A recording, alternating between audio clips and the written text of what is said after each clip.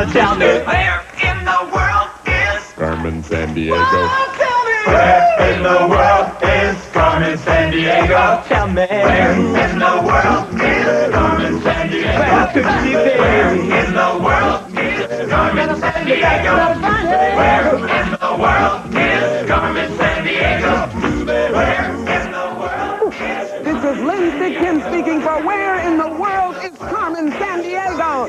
See you next time. Where in the world is Carmen Sandiego? Could she be? Where in the world is Carmen Sandiego?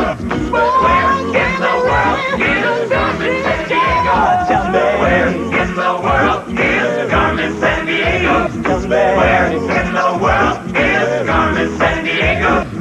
Where in the world is Carmen Sandiego? Where in the world is Carmen Sandiego? This program was bankrolled by the Corporation for Public Broadcasting and by viewers like you.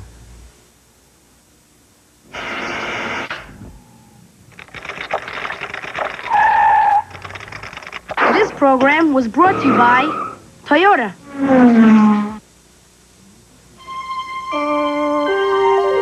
This is PBS.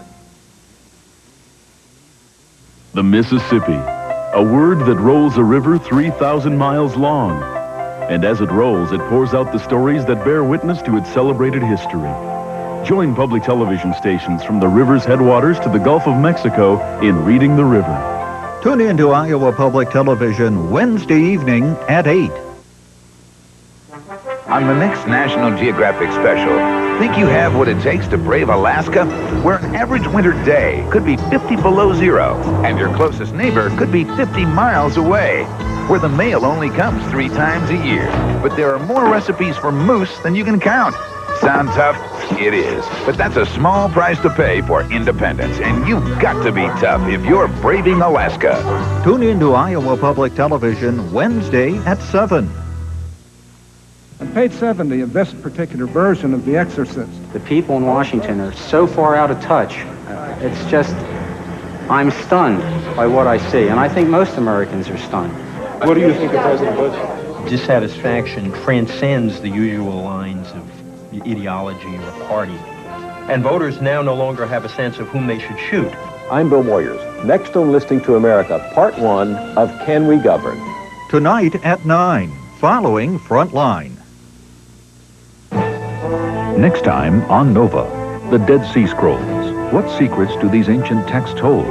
Will they dramatically change religious history for Jews, for Christians? Controversy has shrouded these documents right down to the present day. Now that the texts have finally been released, are we on the brink of unlocking the secrets of the Dead Sea Scrolls? That's next time on Nova.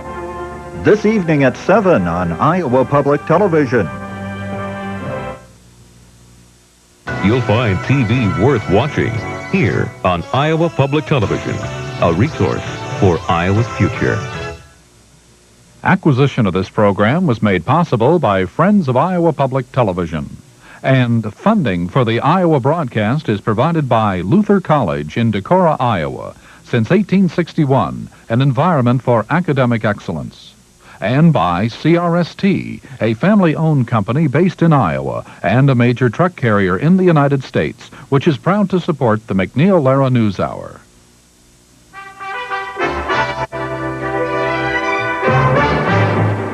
Good evening. I'm Jim Lehrer in Washington. And I'm Robert MacNeil in New York. After tonight's news summary, our main focus is housing. Is the housing industry coming out of recession or staying there? Then a report on the federal government's new advice on what's good nutrition. We'll have a documentary report from Afghanistan on the climax of the Civil War, and a Roger Rosenblatt essay on how people vote. Part of helping the world live and communicate better is keeping it well informed. That's why funding for the MacNeil Lehrer NewsHour is provided by AT&T and by PepsiCo.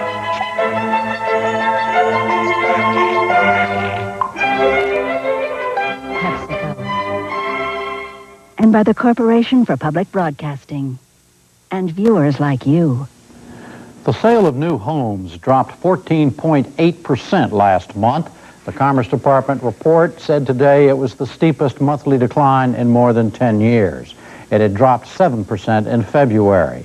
In a separate report, the department said the gross domestic product grew at a 2% annual rate from January to March. GDP measures the nation's overall economic performance. A surge in consumer spending, especially at department stores and car dealerships, was the biggest factor. General Motors reported it made a $179 million profit from January to March. It was GM's first profit since the second quarter of 1990. President Bush talked about the GDP report before a meeting with Republican congressional leaders at the White House this morning. Most people would say that 2% growth is not recessionary, and there's some areas that are still hurting. But clearly this is a good sign, and there are a lot of other good signs, and I think most people that I talk to around this table and in the business community and all across the country do feel things are getting better. So I think we'd have to put that down at, under the heading of good news, and I just hope it continues. The business research group called the Conference Board reported today consumer confidence rose 8 points this month. It was the second consecutive monthly increase for that index, which measures people's willingness to buy goods and services. We'll have more on the housing story right after the news summary. Robin? In the capital of Afghanistan, Muslim rebels celebrated today as one of their leaders took power. He heads a coalition of resistance leaders who've replaced the fallen Soviet-backed government. But their authority has been challenged by a radical guerrilla faction which continued to battle supporters of the coalition for control of the capital city. We have more from Kabul by Paul Davies of Independent Television News.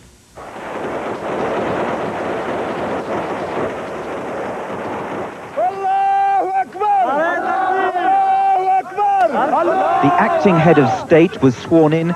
Then, in his first public statement, Professor Mujahidi invited the Islamic fundamentalist leader Gulbuddin Hekmatyar to join the coalition or risk the consequences. The day had begun with an act of defiance by Hekmatyar forces, a mortar attack on Kabul airport. Despite stubborn resistance from Hekmatyar forces, Ahmed Shah Massoud's fighters were winning the street battles. By this afternoon, with the new administration installed, Massoud's men were preparing a welcome for the man who masterminded their victory. 14 years ago, Ahmed Shah Massoud took on the communist regime and their Russian allies. Today, the communists are overthrown, the Russians are gone, the Soviet Union is no more. Now Massoud's men await the arrival of their leader in the capital to complete their victory. In Washington, Secretary of State Baker said the U.S. hoped for a peaceful change of power in Afghanistan. He spoke at a photo session at the State Department. From the preliminary reports we received in the last 24 hours, it would look like there's a chance that the respective Mujahideen parties are beginning to get together on the mechanics of a transitional government there. We very much hope that that's the case. Afghanistan has suffered enough, her people have suffered enough, and it's time for the shooting and the killing to end, and time for a responsible government to begin. Russia's chief economist Yegor Gaidar met with President Bush today at the White House. Gaidar is in Washington for International Monetary Fund and World Bank meetings on a plan to reform the Russian economy. He downplayed President Boris Yeltsin's comment to a Moscow news agency that Russia would not work under the direct orders of the IMF. Gaidar said Yeltsin was trying to assure the Russian public that the country's future was not being dictated by the West. Arab and Israeli negotiators continued their peace talks today at the State Department in Washington. Secretary Baker said it was clear the peace process was alive and well, and that both sides appear to be talking about substance. After today's session, a Palestinian spokeswoman expressed reservations about the terms of an Israeli proposal for elections in the occupied territories, but she did not formally accept or reject the plan. The only flying prototype of the new Air Force stealth fighter no longer exists. An Air Force spokeswoman said today the plane, known as the F-22, crash-landed and burned Saturday during a test flight in California. She did not say if the accident will delay the $60 billion program to put the Lockheed jet in service by the year 2000. A former top housing aide was indicted today by a federal grand jury. Deborah Gore Dean was executive assistant to Housing Secretary Samuel Pierce. She was charged with illegally accepting a $4,000 check and then lying about it to a Senate committee. Both charges are in connection with the influence peddling scandal at the Department of Housing and Urban Development during the Reagan administration. In a statement issued after the indictment, Dean said she had done nothing illegal or improper. The 4 basic food groups have now been formally replaced by the food pyramid. The pyramid is designed to show which foods are healthiest to eat. It was originally unveiled by the Agriculture Department last year, but it was sent back to the drawing board after criticism from the meat industry. The new revised version does not emphasize meat any more than the old one did. Grains, including pasta, bread, rice, and cereal, are at the base of the pyramid, meaning they should comprise the largest part of the diet. Vegetables and fruits are next, then meat and dairy products, and finally sweets, fats, and oils, which the government says should be consumed sparingly. Today was presidential primary day in Pennsylvania. Voter turnout was not expected to be heavy. Democratic frontrunner Bill Clinton already has a huge delegate lead over Jerry Brown. On the Republican side, President Bush was expected to win his 22nd straight victory over challenger Pat Buchanan. And that's it for the news summary tonight. Now it's on to housing in America, eating in America, governing in Afghanistan, and a Roger Rosenblatt essay.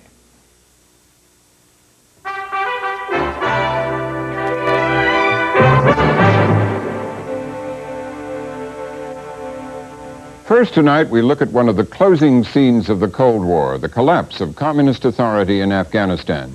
It comes 14 years after Marxists took power in a coup and 3 years after the Soviet Union abandoned its effort to rule Afghanistan by military force. Now the Mujahideen forces, who fought a guerrilla war against the Red Army with help from the U.S. and others, have taken command of the country and its capital, Kabul. But factions of the Mujahideen are fighting each other in and around Kabul, divided by ethnic background and their degree of Islamic fervor. 3 days ago, correspondent Mark Urban of the BBC linked up with one of the Mujahideen groups, commanded by guerrilla leader Ahmed Shah Massoud. Correspondent Urban filed this report yesterday.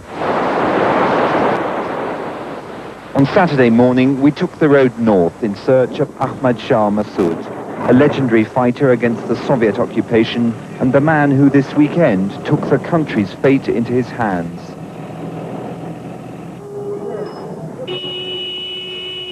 After 50 miles, we came to Charikar, a strategic point in the war which has gripped this country for nearly 14 years.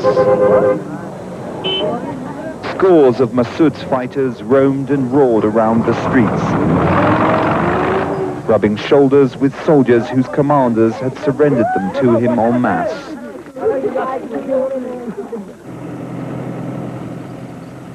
Unable to find the commander, we went further north. His men were gathering at a military base at the mouth of the Salang Pass, the most important point on the route between Kabul and the Soviet border. On the roof of one building, key characters in the final drama of the Afghan leftist regime stood together directing their joint forces. They were anxious. Messages arriving from Kabul indicated that rivals might be seizing power. Commander Panar, one of Massoud's most senior fighters, a veteran of the force which fought the Soviet occupiers most effectively. General Saeed Shabab, until 2 weeks ago Massoud's enemy, he led his entire division over to the guerrilla leader. And General Majid, deputy commander of a feared force of Uzbek mercenaries from northern Afghanistan. This man's boss, General Dostam, deserted the Kabul government along with his men and joined Massoud in January, the beginning of the end for Najibullah. It soon became clear they were ordering their forces to prepare for action.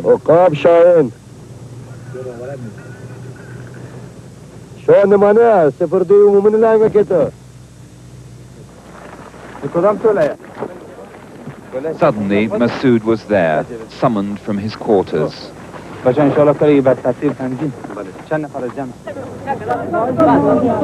Companies of his fighters formed up. These men are the closest the Afghan guerrillas get to a proper army, their discipline and training far ahead of other groups. He passed among them, boosting their confidence in a consummate display of leadership.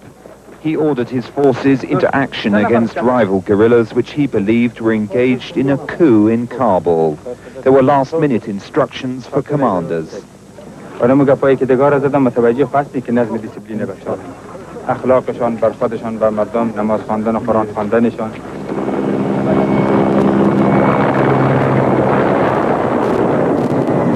With a degree of organization normally entirely absent in Afghanistan, helicopters appeared promptly. Their role was vital because Massoud's men had to be lifted over positions held by the same forces trying to seize power. He summoned the pilots and told them the importance of their mission. Fighters from the Panjshir Valley and other parts of the northeast boarded the machines. Most had never flown before, but soon, courtesy of the hero of the Afghan Revolution helicopter regiment, they were on their way to snuff out the last flicker of that revolution. With his veteran troops embarking on a dangerous mission, Massoud was still saying little about his plans. Can you tell me in whose hands you believe Kabul is now? Kabul, a couple of hours later. As they went, Massoud offered a prayer for their success.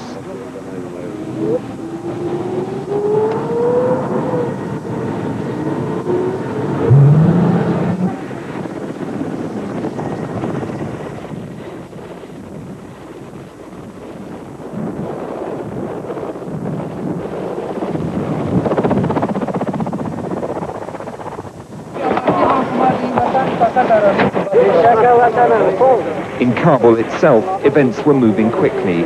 Massoud's rivals, the Hezbi Islami or Islamic Party of Gulbuddin Hekmatyar, were in the process of seizing key buildings. One group arrived at the presidential palace. Afghan Interior Ministry troops appeared, and a confrontation seemed inevitable.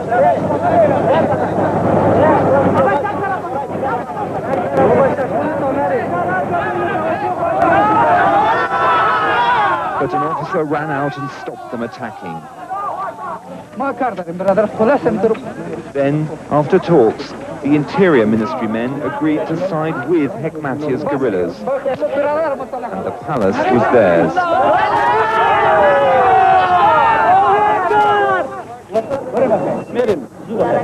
The head of those troops, Raz Mohammed Paktin, appears to have conspired with Gulbuddin Hekmatyar. Paktin, a hardliner of the Khalq faction of the party, invited Hekmatyar's guerrillas to protect his ministry. The Islamic Party have always despised Massoud, and they couldn't stomach his alliance with their enemies, the Uzbek militia. One of the Islamic Party's senior commanders who coordinated the move on Kabul told Newsnight that it was Massoud's alliance with the Uzbek militia which had been the last straw.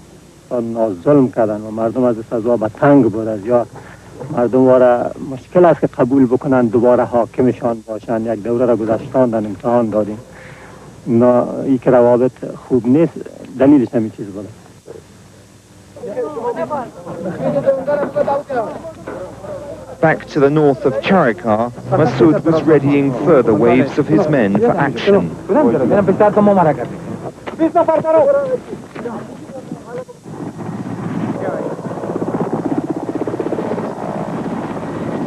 More helicopters took off, already secure in the knowledge that the first group had landed safely at Kabul airport.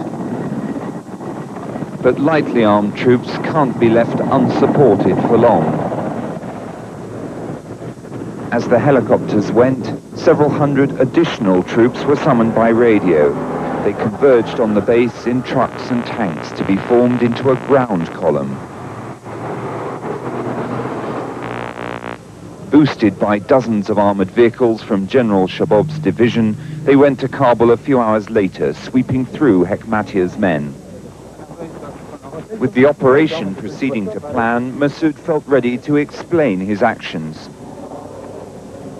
یکی به تقویه نقاطی که ما گرفتیم و تامین امنیت در شهر کابل و تقویه نقاطی که باید از اون محافظه شود و دوم خنثی کردن کودتای مشترک خلقی ها افراد نجیب و حکمتی ها. One question. Are you seizing power on behalf of the interim government announced in Peshawar yesterday? Is it your clear intention to hand power to them as soon as the situation is stabilized?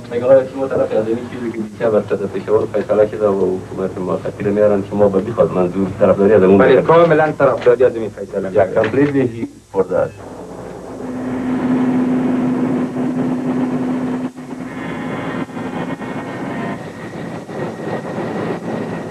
Half an hour's flying time away, the air-landed units were fanning out from Kabul airport.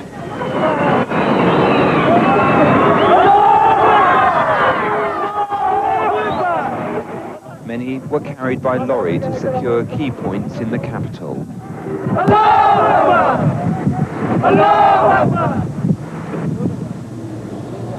At the presidential palace, Hekmatya's fighters found themselves in a standoff with Masood's men, who took up positions only feet away. Even with tension running high, Masood's men wanted to avoid a fight. Do you think there's a danger that fighting could break out here?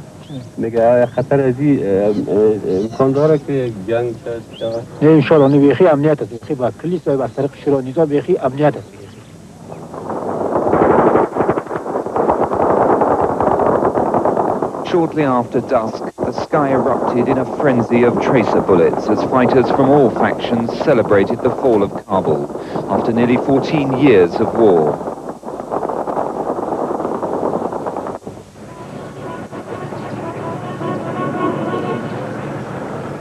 At about 7 o'clock on Sunday morning, the standoff ended. Masood's men and General Dostam's Uzbek mercenary militia moved in on the palace.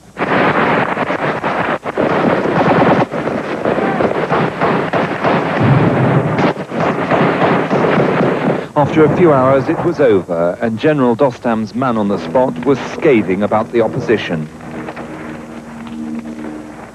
Can you tell me what happened to the Hezb Islami fighters?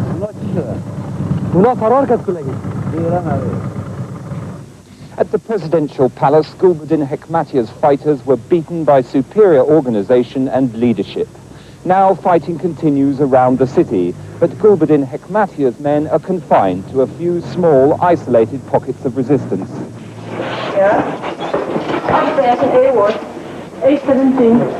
At the city's hospitals, casualties were treated. In the confused melees around Kabul, inevitably many of those hit were civilians.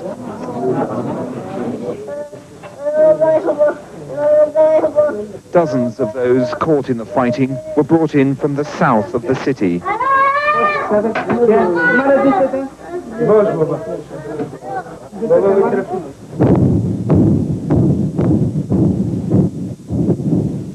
At the Bala Hissar fort, which dominates the southern approach to Kabul, General Dostam's militiamen went into action against an armored force loyal to Gulbuddin Hekmatya.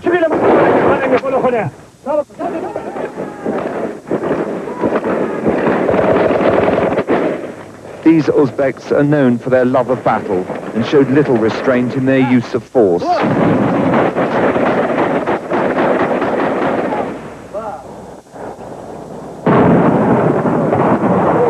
Their enemy, a combination of Hekmatya guerrillas and Interior Ministry troops, responded with heavy weapons, dropping mortar rounds into the suburbs.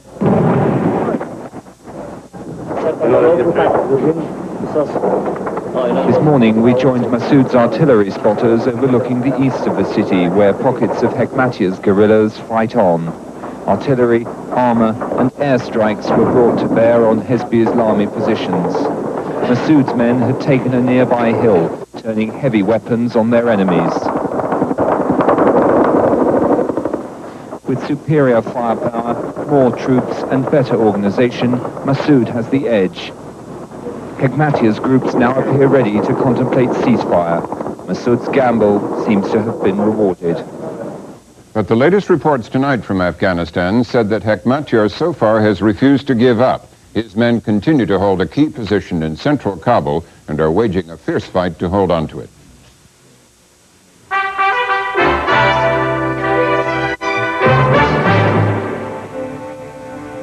Next tonight, Eating Right in America. The U.S. Department of Agriculture unveiled a new Eat Right pyramid today.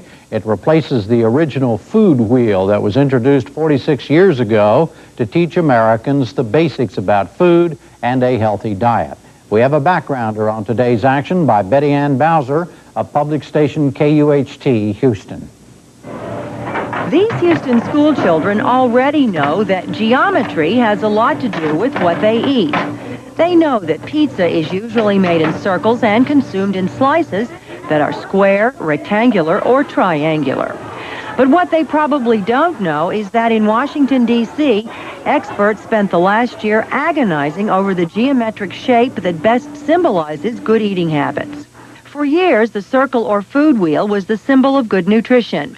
Textbooks showed a circle divided into 4 equal parts for each of the 4 basic food groups: meat, dairy products, fruits and vegetables, and grains like bread, pasta, and cereal. But no more. Today, the circle was replaced by a pyramid. This new graphic conveys the 3 essential elements of a healthy diet: proportion, moderation, and variety. It has been the subject of extensive testing in 2 languages with people of all ages and income groups. The new pyramid looks like this. Bread, grain, and pasta are shown as the foundation of a healthy diet to be consumed in generous portions. Further up the pyramid are fruits and vegetables to be consumed in generous quantities. Then up near the top are meat and dairy products that should be eaten in limited amounts. And at the tip top are fats, oils, and sugars, the least desirable foods for a healthy diet. The pyramid, for the first time, shifts the emphasis away from high-protein foods that contain meat and dairy products, foods also high in fat and cholesterol. The Department of Agriculture was ready to go to press with an Eat Right pyramid 1 year ago, but newly appointed Secretary Madigan withdrew it, saying it needed testing on school children. Consumer advocates complain the department was really caving into pressure from the food industry. Carol Tucker Foreman was an Assistant Secretary of Agriculture in the Carter administration. I don't know what happened in Secretary Madigan's mind. I don't know what happened in his office. I don't know who walked in there and persuaded him to pull it back. Somebody did. And the Department of Agriculture did what it has done so often in the past. It said, whoops, we're going to take care of consumers or we're going to take care of producers. And faced with that basic conflict, they opted to take care of producers. About a year ago. Today, Secretary Madigan defended his decision to take another year so the graphic could be tested on school children who receive millions of dollars in federal food aid.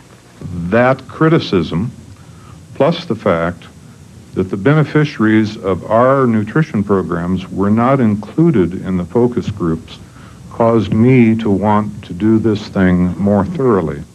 And so we have spent some time and spent some money to do it in a manner that I regard as being complete and defensible, whether we're now required to defend it to commodity organizations or to health professionals or nutritionists or wherever.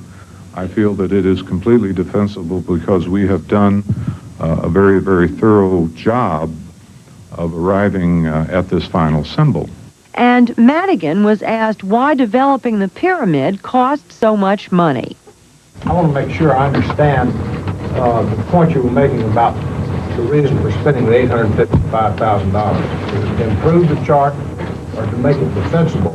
It was a combination of the 2 things. It was first to establish that this chart, whatever chart is finally chosen, is the best.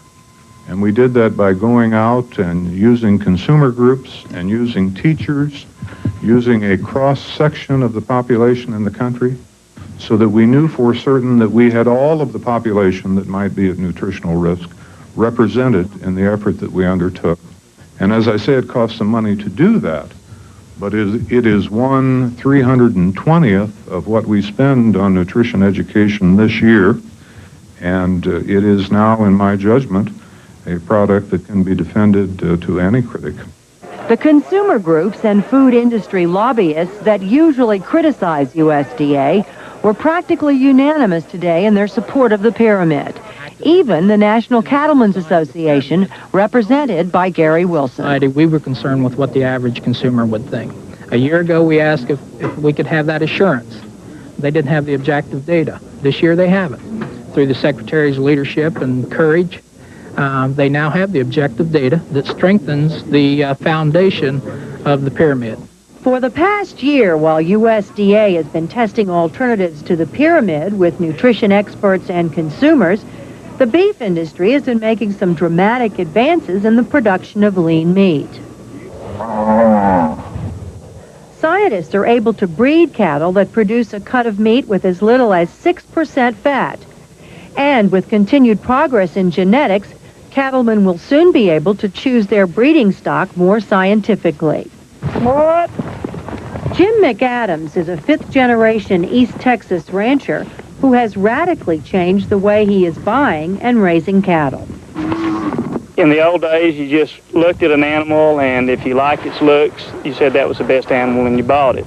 And now, not only do we want to know what the ancestry is, but we want to know what the potential of its progeny will be. Well, we'll ship some Tuesday and then some the next week. Will that be the end of it? Yeah.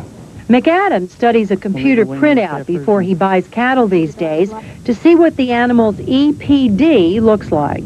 EPD is a term, an acronym for expected progeny data.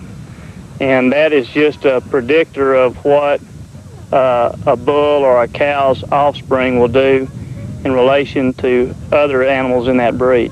We're producing a lot more efficient type of beef animal, and we're trying to work toward a leaner animal that is also tasty. If you have problems with the springiness or the hardness or cohesiveness, you can go ahead and get some of that American cheese and just compare it. The cattle industry has helped fund research that shows meat can have a significant place in the diet. Lynn Scott is a nutritionist at the Baylor Medical School in Houston who supervised 2 studies. Have a seat. Half of the subjects were provided lean beef, and half of the subjects were provided a combination of chicken without the skin and fish.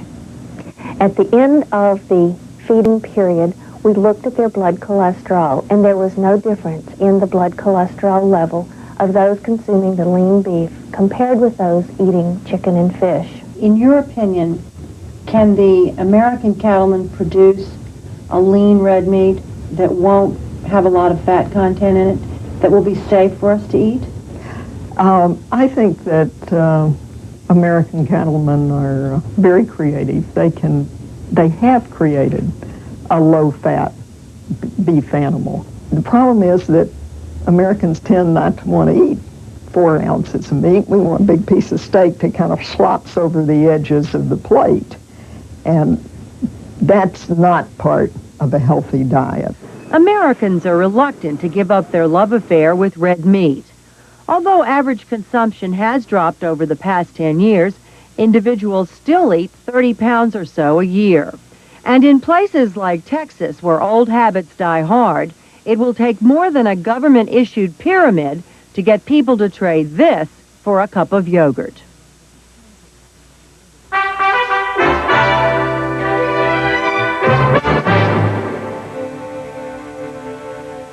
Next tonight, where's the recovery? There were some conflicting numbers out today. The economy on the whole grew at an annual rate of 2% in the first 3 months of this year. But new housing figures out today were bleak. In March, sales of new homes plummeted by nearly 15%, the biggest drop in more than 10 years. And yesterday's figures showed the number of sales of existing homes in March holding steady. The housing industry is one of the economy's most important leading indicators. We now ask 4 people who work in real estate whether the industry is in recovery or not. Robert J. Buchert owns American Heritage Construction and Development Corporation in Cincinnati, Ohio. He builds low-priced housing, and most of his customers are first-time home buyers. He's also president of the National Association of Home Builders. Fred Sands is founder and president of Fred Sands Realtors, a large Southern California real estate brokerage firm with 1,600 real estate agents. He joins us from Los Angeles. Angelo Mozilo is president and chief executive officer of Countrywide Funding Corporation, a national mortgage banking company. He's also president of the Mortgage Bankers Association, the industry's trade group. He joins us from Jacksonville, Florida. And Abraham Wallach is senior vice president of First Capital Advisors, money managers who for pension funds invest in real estate. Mr. Wallach, how significant is the downturn in new home sales in March?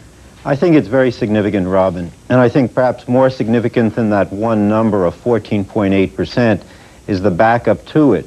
If you look at the various parts of the country, the number was 32% down for the Northeast, 28% down for the West, only 6.8% for the South, and less than 1.1% for the Midwest.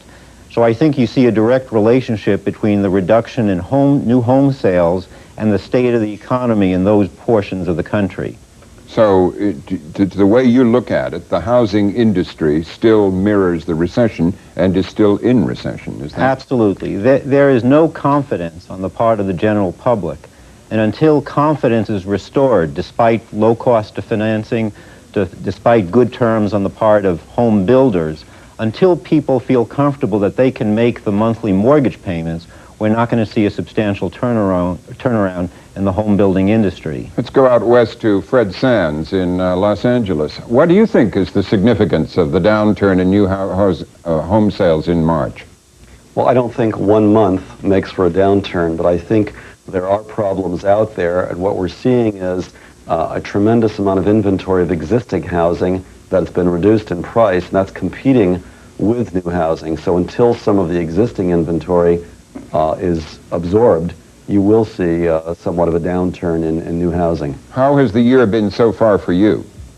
Actually, it's been quite good. In January, we saw a 43% increase over December, and February, a 15% increase over January. March is a little better than February, so we're seeing a gradual improvement, but it's mostly in resale inventory. Other than the low-end new housing, we're not seeing a lot of activity. Would you agree with Mr. Wallach that the housing industry is still in recession?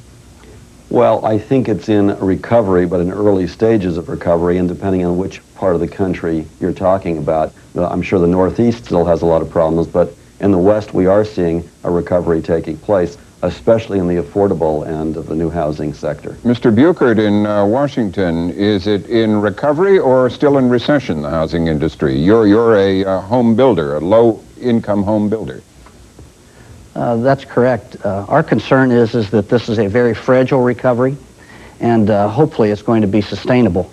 And when you consider that housing contributed about 25% of the total growth in the GDP in the first quarter, our concern would be that if you have a drop-off and you have flat months or downturns like you had in March during April and May, then the second quarter is not going to look near as good as the first quarter. And that gives us problems because housing is supposed to lead this country towards recovery and out of this recession. Mr. Mozilo, how do you read the March figures from the point of view of a banker? I think it could possibly be a blip. Overall, we're primarily involved in existing house sales. They've been quite strong, as evidenced by the March numbers and the February numbers. They continue to be strong. I travel the length and breadth of this country. The information I'm getting from the mortgage banking community, who finances over 50% of the single-family homes in this country, is that the market is very good, particularly in median price and below, very strong throughout the country, even recovering in the Northeast. I think, and hopefully, the numbers that we saw in March for the new home sales is, in fact, an aberration, and we're beginning to see a recovery. I agree. I think the recovery is very slow. I don't agree that it's fragile, but it is slow. Could it be, as Mr. Sands said, that there is so much inventory of leftover, unsold, existing homes that is just holding down the construction of new homes? I think, well, you have to, again, segment the housing market. In the median to low-priced houses, there is no major inventory. Fred Sands is a high-end broker in general, and certainly in that market on the West Coast, there's plenty of inventory. But in the average middle-income housing in this country, I don't think there's any excess inventory. There's no indication of that any place in the country. Mr. Wallach, let's go back to you. You've heard some say it's an aberration. Others say, well, we may or may not be in recovery. What is holding down the home market, the new home market, do you think? Well, I think everybody is sort of correct in what they've said. The low-priced end of the market is doing just fine. I know that to be the case in Houston. I know that to be the case here in New York City. I think that inventory and recession were two of the key words that are holding us down. There is a lot of inventory of single-family homes of all types of property in the real estate industry, and that's one thing that's holding us down. And then the quality of recovery in the recession is the other issue. Until, and I'm repeating myself, until people feel very confident that they will have a job this year, next year, the year after, they're not going to go out and purchase either their first home or a more expensive home. So the issue of confidence is crucial, and that is directly related to the issue of jobs and recovery of the economy. And a 2% recovery is not a full recovery. No, but consumer confidence is also up the last two monthly reports, according to our news summary. Well, as one of the other guests said, you need to look at these numbers over an extended period of time. A lot of department stores were running sales in the last couple of months. And if they were running sales and people were going out and taking advantage of those sales, that isn't necessarily a correct barometer on which to judge consumer confidence. We need to look at more extensive figures. Mr. Buchert, you build homes, some of them in the low range. Is it a matter of, do you agree with Mr. Wallach about that the confidence has just not returned about jobs and security enough to take advantage of lower interest rates and so on? I think consumer confidence is on the rise.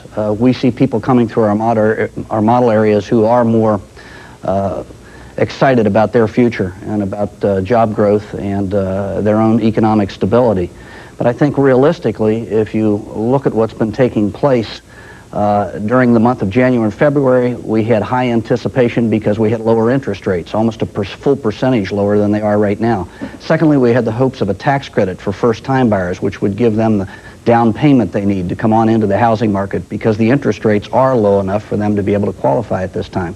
So that confidence is there, but I think you saw that wane a little bit with the increase in the rates and the death, frankly, of the tax credit. So now what we're seeing is that new home sales are flat for March. New home starts, when you segregate out single family, are actually down 3%, and now you see new home sales down 15%. I think it's something we should be concerned about. And I think the Congress should also be concerned. And I think at this point, they're going to have to address in about 45 days or so the extension of unemployment benefits. There's no doubt that they're going to have to extend them. And I think at that point, they may as well look at also a job stimulus.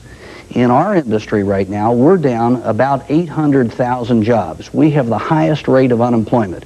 It's 7.3 across the country, but in light commercial construction, which is housing, it's 17%. And what we need is to put those people back to work. And a first-time buyer tax credit would create about 200,000 starts and about 400,000 jobs, because it would allow these young people the benefit of that tax credit to have the down payment to come on into the housing market. We think that's important stimulus. Mr. Mozilo, how do you feel about what we've just heard from Mr. Buchert about there was confidence, but then the interest rates have gone back up again, and the promise that Mr. Bush held out of a first home buyer's tax exemption has gone away. How do you, and he feels that now we need stimulus. Well, I echo Jay's point about a responsibility on the part of the federal government, both the administration and Congress, to do something and do something now. Certainly a first-time home buyer tax credit is essential, but it goes beyond that. It goes to the passive loss issue for commercial real estate, to address the issue of bank liquidity and also capital gains. These issues must be addressed. As I stated, this recovery is quite slow, too slow and unnecessarily slow. And if we can get some cooperation on the part of Congress and the administration, we can create a much more stimulative environment for real estate and for housing.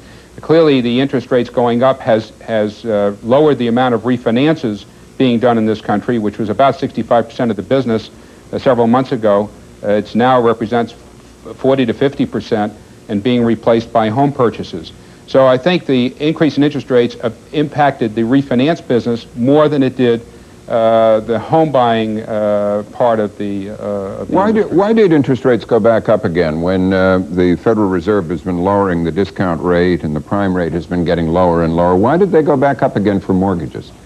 The market is very skittish and fragile, and the perception that we may have inflation, the fact that people are saying that the economy is recovering, that frightens the debt markets, and it begins to stiffen up, and it's more of a perception than a reality. But in this case, perception is reality, and interest rates have gone up as a defensive mechanism, concerned about the future actions of the Fed rather than the current actions of the Fed. Mr. Sands, had the change in interest rates in the last few months affected your buyers? No, I think we've seen an improvement in consumer confidence over the last few months, and we typically are known as a high-end home broker, but 35% of our business now is first-time buyers. We're finding the consumer... So we understand, what range of prices are you talking about in housing? Well, the low end in Southern California would be in the twos, and then the high end can go all the way up to $3 or $5 million, but our average price range is in the $400,000 to $500,000 range. But we're seeing young couples going out who have been waiting on the sidelines for a couple of years and saying, we're going to make the plunge now. They're buying the first home, and it's become 35% of our business, where a few years ago it probably was under 10%. Mr. Buchert, are you saying that if the federal government doesn't step in and do something, that the housing industry is simply not only not going to be able to lead the economy in its recovery, but it may jeopardize the recovery? Is that your view of it? I think we could still recover. It will be a long, slow recovery.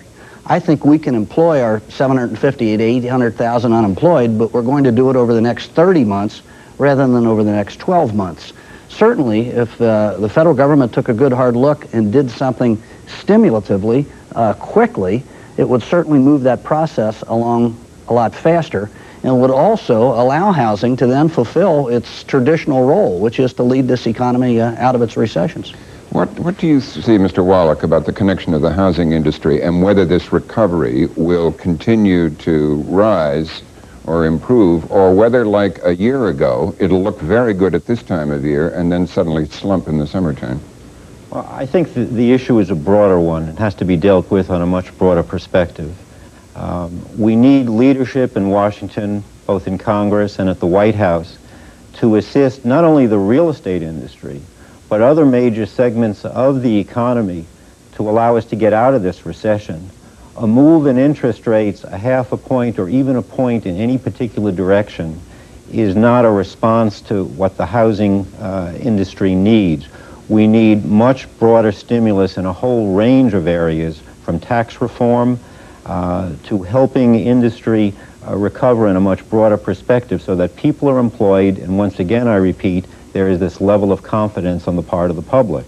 People will buy homes if they feel they will have the opportunity to have a job over an extended period, and that's what's lacking at the present. And you don't think that the recovery is going to happen without some is going to happen successfully without some additional intervention by the federal government? I don't think that reducing the amount of withholding so that people will have $15 or $20 more a week to spend, I don't think a drop in interest rates by a half a point is the answer when we've got hundreds of millions of square feet of office space, hundreds of thousands of apartment units, and hundreds of thousands of square feet of homes for sale, whether they be low income, middle income, or high end.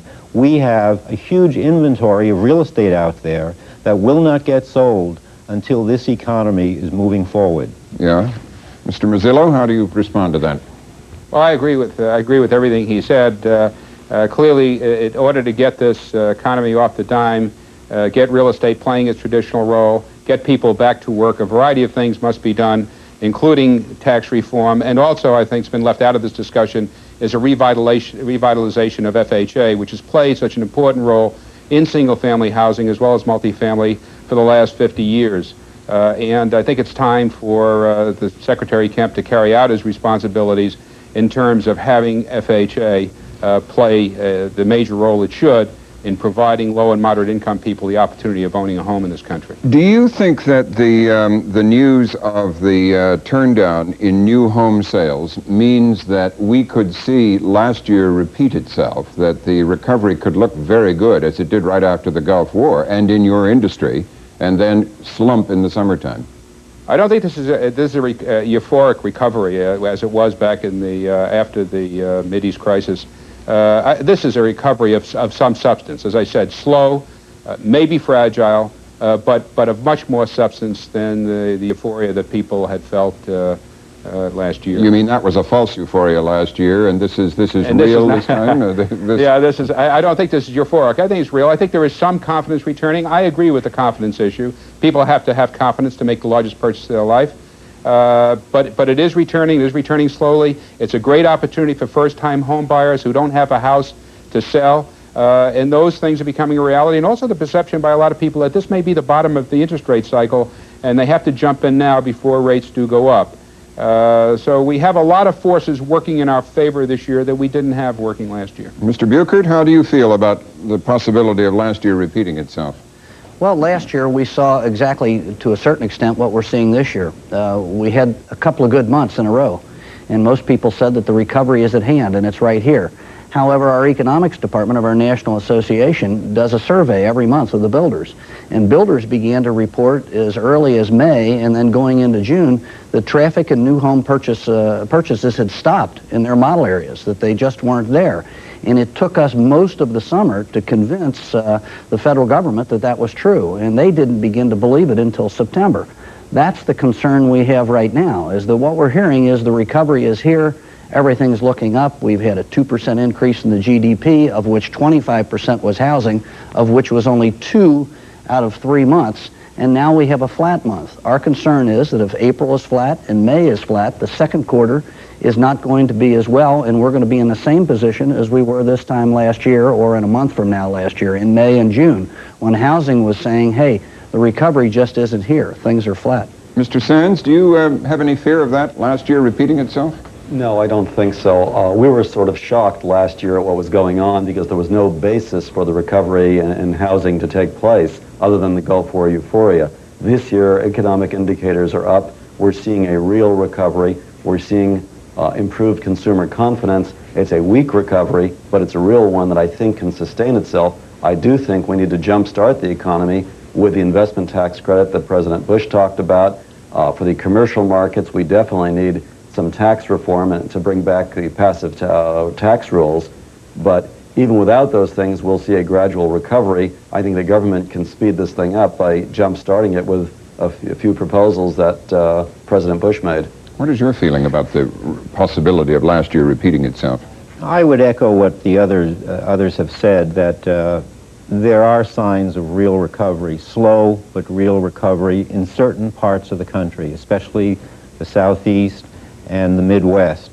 The West Coast and the Northeast are the two areas that are big unknowns. And I would not say that those areas are in recovery. We're still seeing a loss of 12,000 jobs per month in the Northeast and similar numbers for the West Coast.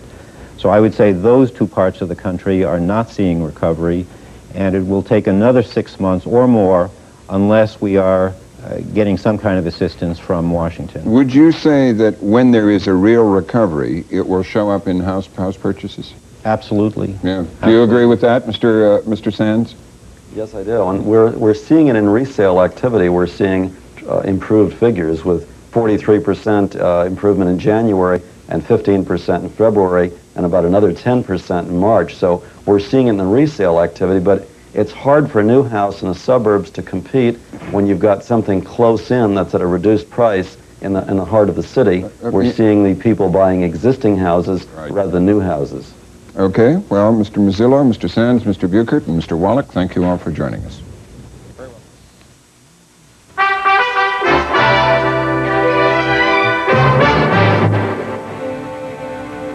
Finally tonight, essayist Roger Rosenblatt explores why Americans vote the way they do. I don't know about you, but one of the reasons I vote in presidential elections is simply that I'm interested in watching my vote take shape. A vote is supposed to be an expression of will. But I rarely know my will until the moment it's called upon. I work at it, and I don't want to waste the effort. On what does anybody base an individual vote for president? The answer to that used to be automatic. Party. One voted for a political party. But even that reflex reaction began to change when Dwight Eisenhower beat Adlai Stevenson twice. And the country, predominantly Democrats, clearly preferred a national hero to a habit of voting.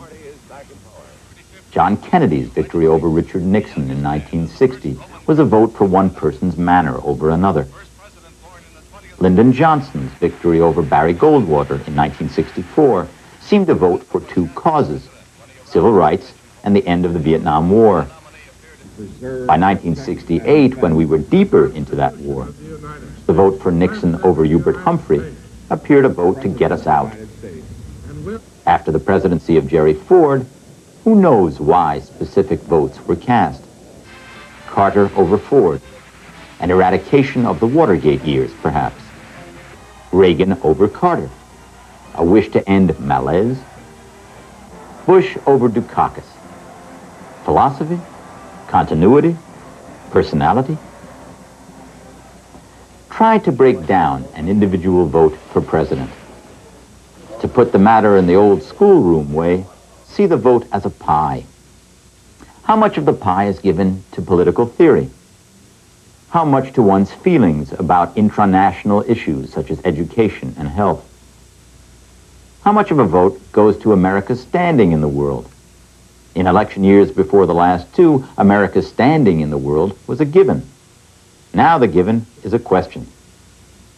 How much of one's vote depends on the supposed character of the candidates? How much is based on pure self-interest? How much on the welfare of others? How much on intuition? How much on study? How much on negation? You just don't like so-and-so, you'd vote for anyone else. All these motives will be in play come November, and they are beginning to establish their relative degrees of importance right now. Quietly, unconsciously for the most part, our presidential vote is starting to develop its shape and flavor. It is baking in the oven. For the past months, the so-called character issue has been preeminent. It may mean nothing at all by the time we pull those levers. In 1960, people may have voted for Kennedy over Nixon on the basis of character. But then, how much did character play in the 1968 vote of Nixon over Humphrey? Conventional wise men say that people will vote their pocketbooks this year. Who knows? With river floodings in Chicago, people may vote their infrastructure. With gangs marauding in L.A., people may vote their safety. If the vote is a pie, at least 4 and 20 blackbirds will go into it. Nice to see you. To me, this internal baking of an essential decision makes presidential elections fascinating, mutely exciting. More than the exposure of the candidates, more than the suddenly revealed stories about them, more than the statements of policy, or the pageantry, or the funny hats and horns. What happens inside the individual citizen's mind makes the season. To top things off, in the end, no one is ever absolutely sure of a vote. Today's hero saint is tomorrow's fool or crook. For all the goodies that go into it, a vote once cooked may still have an awful aftertaste. Yet we make it, haphazardly, clumsily, a product of all our experience and prejudice and gut response. It is all our doing from which emerges a country, which is also all our doing. The mind in the process of arriving at a nation. One small vote. I'm Roger Rosenblatt.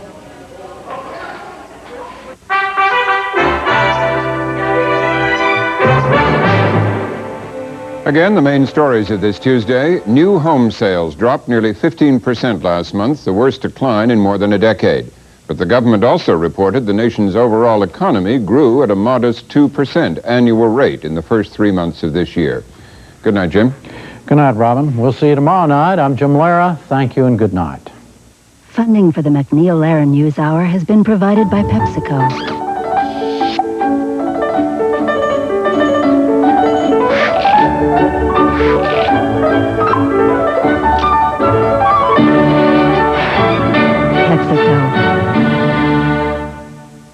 Part of helping the world live and communicate better is keeping it well informed. That's why funding for the NewsHour is also provided by AT&T and by the Corporation for Public Broadcasting and viewers like you.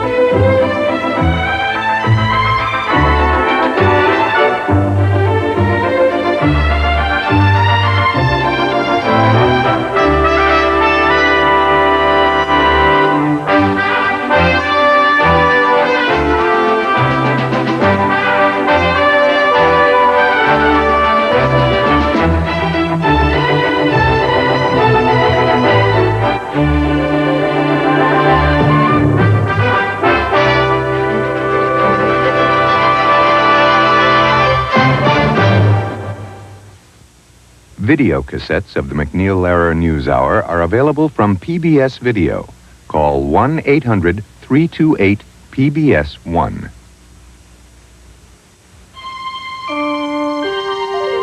This is PBS.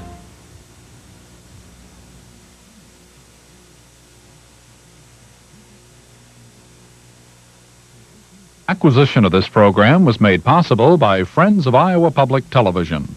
And funding for the Iowa broadcast is provided by Luther College in Decorah, Iowa, since 1861, an environment for academic excellence. And by CRST, a family-owned company based in Iowa and a major truck carrier in the United States, which is proud to support the MacNeil-Lehrer NewsHour. You're viewing Iowa Public Television. Enjoy more TV worth watching in 1/2 hour. Next time on Nova, the Dead Sea Scrolls. What secrets do these ancient texts hold? Will they dramatically change religious history for Jews, for Christians?